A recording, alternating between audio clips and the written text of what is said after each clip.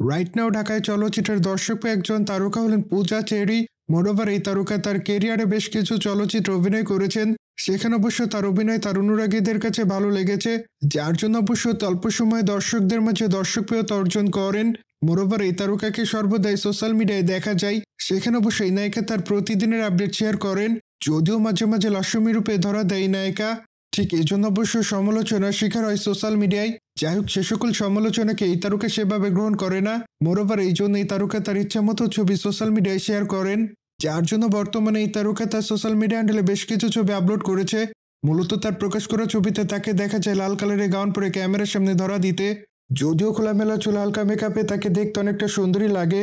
ঠিক এই জন্য বর্তমানে তার রূপের প্রতি ঘায়াল হয় তার অনুরাগীরা।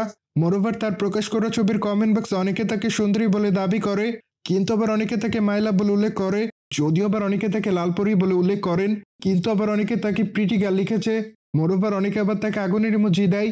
সুতরাং সবকিছু মিলে বর্তমানে এই তারকা দর্শকদের মাঝে এভাবে আলোচনায়। বাই বর্তমানে এই তারকার হাতে বেশ কিছু চলচ্চিত্রের কাজ আছে। ঠিক এই জন্য অবশ্যই এই তারকা সে সকল চলচ্চিত্রের শুটিং এর কাজ করছেন।